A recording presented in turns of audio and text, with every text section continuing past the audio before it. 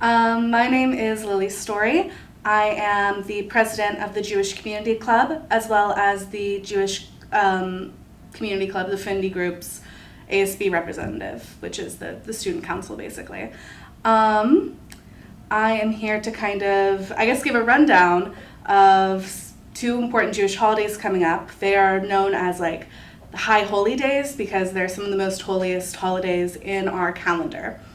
The first one would be Rosh Hashanah, which is our New Year, basically, which starts on the first day of the seventh month in the Hebrew calendar.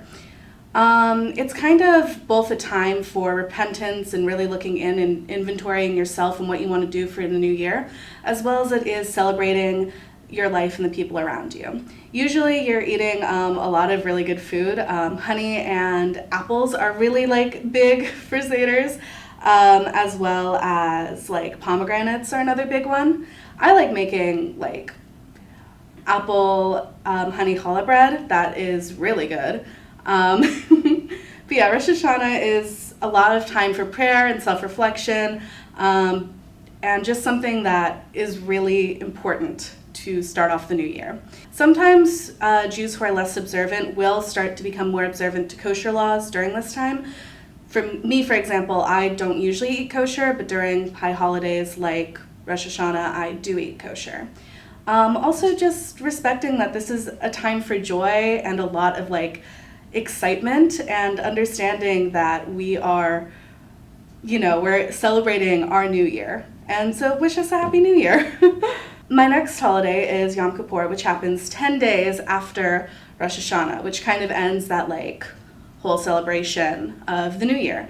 And this is kind of a day for prayer, repentance, and forgiving yourself and others forgiving you, and then praying to God.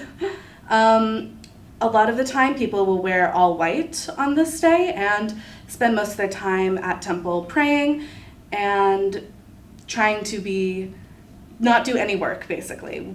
This day is specifically just for prayer and making sure that we are really making sure we're repenting, basically.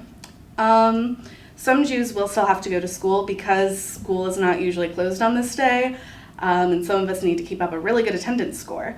So if there are students who are observing Yom Kippur, please understand that they might not be their 100% self, and they might be seeming kind of lost or like aloof. This is just because they're not really supposed to be there or doing work. And so they might be a little less engaged than usual. In general, this is also a day of fasting, so you're not eating until sundown, in which we have like this huge fun meal. But before then, try to be respectful that students may not be eating or drinking water during this holiday.